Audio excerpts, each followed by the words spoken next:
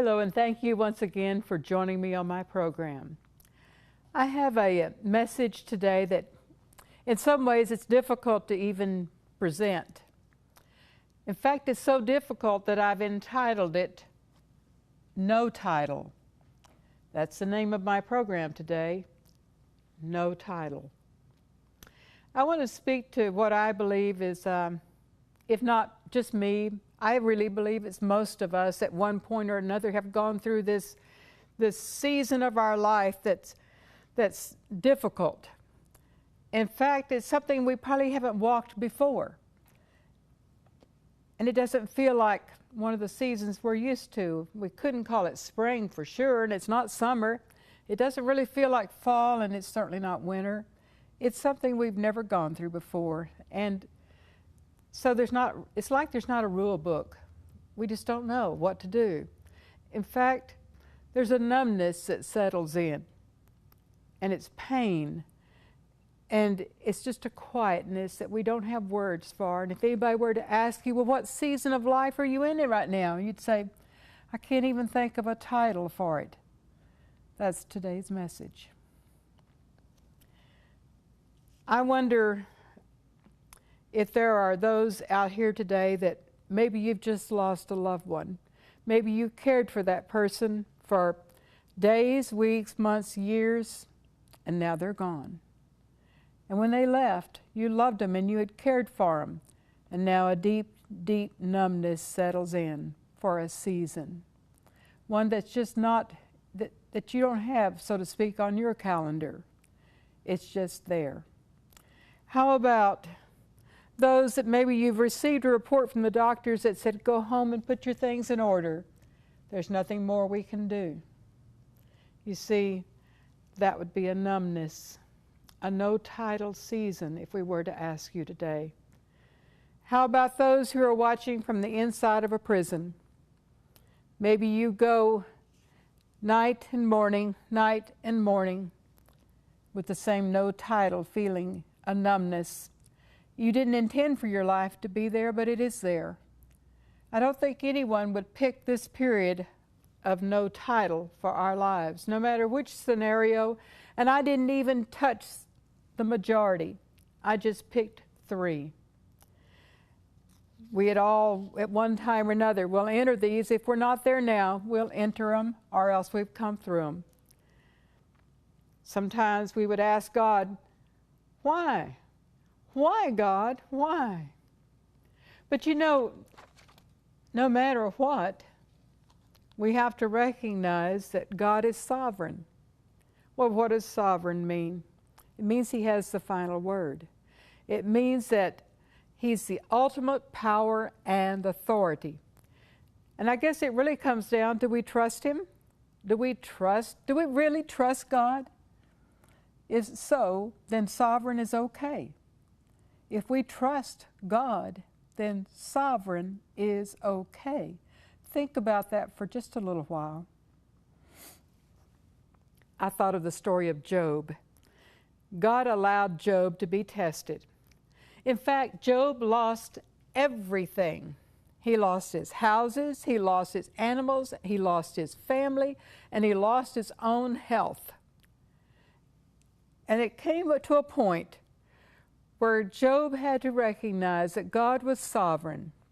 He was not able to sit at the table and just share with God on a one-on-one basis as equivalents.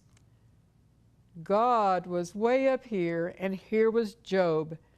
No matter how bright an idea we may think we have or how much understanding we have, we need to always understand the word sovereign. God is sovereign, above and beyond all of our thinking and our concepts even. We know at the end, when Job continued to trust God regardless, that God not only restored what he had lost, but He doubled it all. God loved and blessed Job, and Job stayed faithful to God. I thought of King David.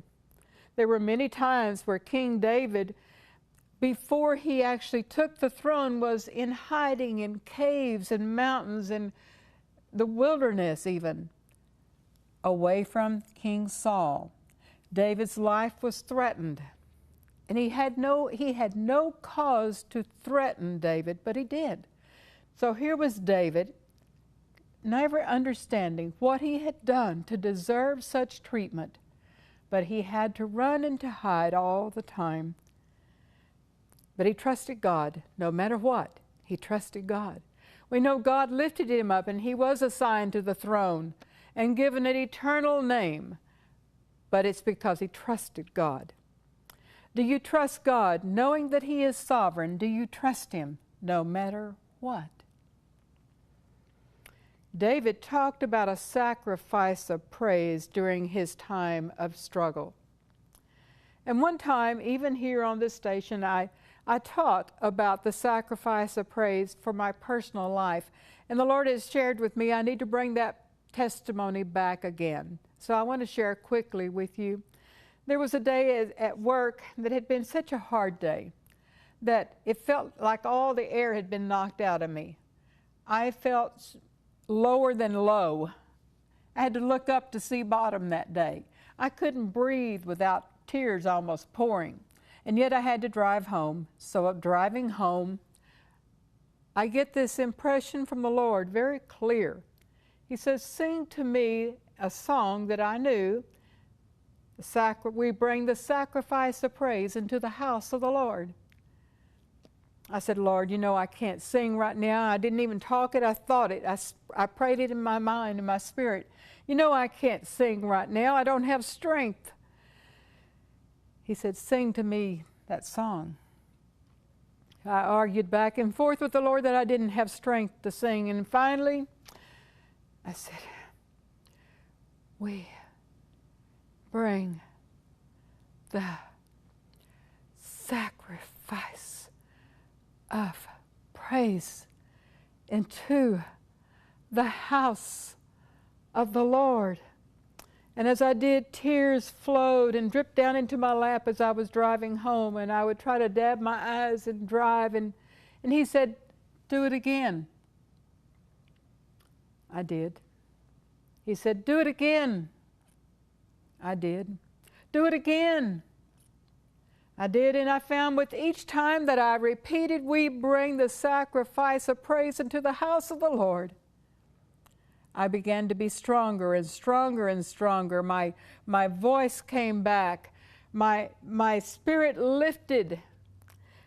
The Lord taught me something that day. When we're at our lowest, our numbest, that's when we give a sacrifice. Now, what is a sacrifice? A sacrifice is something you don't have hardly anything of. We give out of our nothingness. It's the way I felt that day. But God knew I still had just a little bit. And he said, give that to me too. Give me what you have. I began to give him my sacrifice of praise. And as I sang from my heart, he said, where is into the house of the Lord? And I pointed to my heart. I said, Lord, you live right here. As I began to sing, we bring the sacrifice of praise into the house of the Lord began to let my heart be strengthened. As I brought it into his house, he strengthened my house that I was in. By the time I got home, nothing had changed except me. I had strength to deal with a situation. God brought me through that because in my numbest, most no title moment, God gave me strength. Only as I obeyed him, I gave him a sacrifice of praise out of my weakness. I believe he wants each one of us to do that today. You know,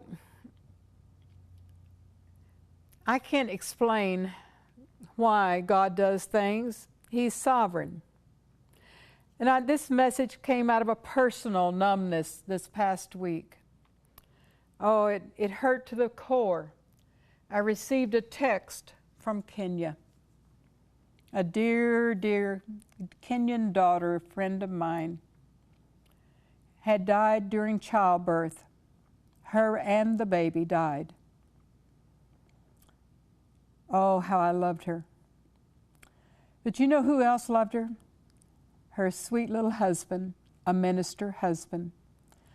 They were so madly in love, so deeply in love with God and with one another. And you would say, but how come such a young and beautiful woman so madly in love with her husband? Why did God take her? I don't know, folks. I know one thing.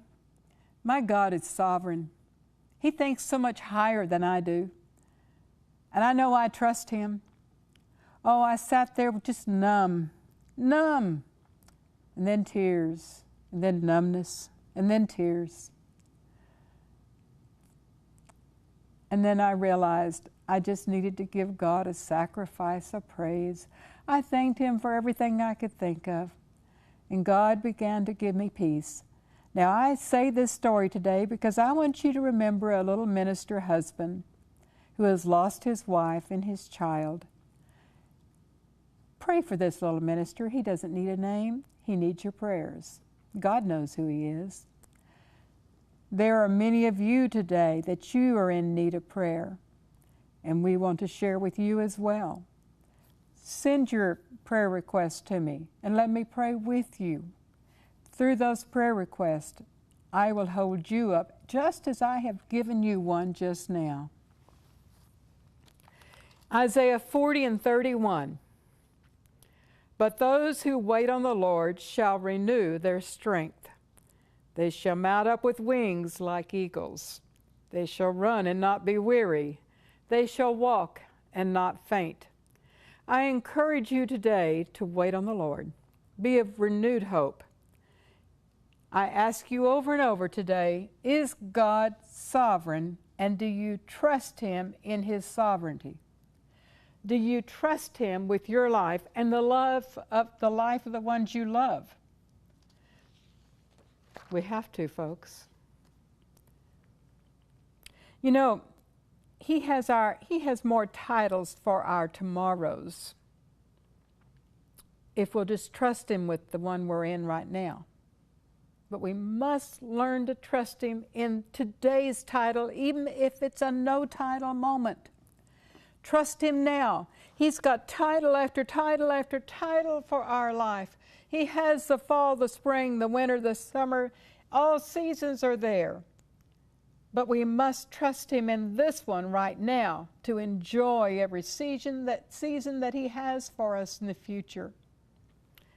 I just pray right now over each one of you that God would bless you in this moment, that He would restore to you as you reach out to Him and give Him a sacrifice of praise. Praise God.